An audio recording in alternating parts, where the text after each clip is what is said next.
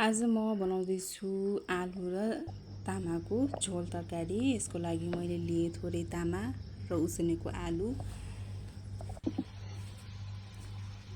यसमा राख्नको लागि मैले थोरै जिरा धनियाको घरमा बनाएको मसला र थोरै बेसार र थोरै स्वादअनुसार नुन एउटा थोरै सानो प्लेटमा राखेँ। अनि उता मैले भाँडोमा तेल बसालिसकेको छु। झान्नको लागि मैले लिए थोरै जिरा र थोरै दुईटा रातो खुर्सानी। यसरी तेलमा झानेपछि मैले उसिनेको आलुलाई राखेँ र यसलाई म अब एकछिन लसुनको पेस्ट राखेर म चलाउँछु।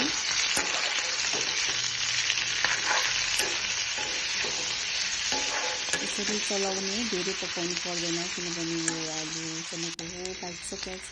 अब यसमा म राख्छु मसलाहरू अनि अब यसलाई म चलाउँछु।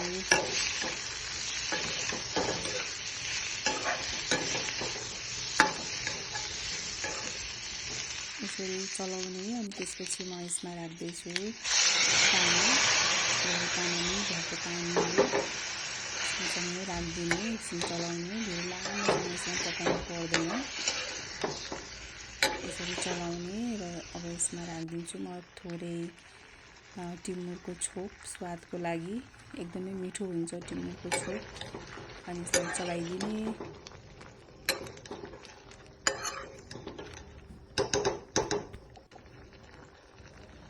अब यसमा म राख्दैछु सानो काटेको टमाटर। यसलाई एकछिन छोपिने 3-4 मिनटमा चाहिँ यसको पानी सबै सुक्छ। त्यसपछि यसलाई टमाटरलाई यसरी खुड्ने, त्यसपछि आलुलाई पनि अलिअलि खुड्ने, राम्रो ग्रेभी बन्छ। यसरी बनाएको आलु तामाको एकदमै स्वादिष्ट मिठो हुन्छ।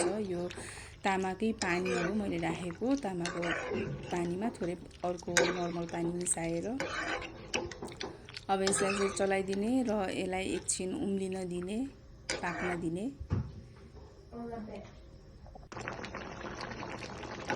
यसरी पाकिसक्यो। अब यो आलु र तामाको झोल।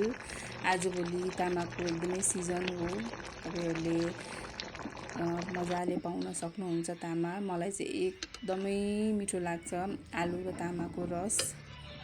यसरी मैले कचौरामा राखेँ। मैले यो खानासँग सर्भ गरेको थिएँ। एकदमै स्वादिष्ट, एकदमै मिठो आलु तामाको झोल। यसरी म अलिकति खाएर पनि देखाउँछु। एकदमै मिठो भएको थियो।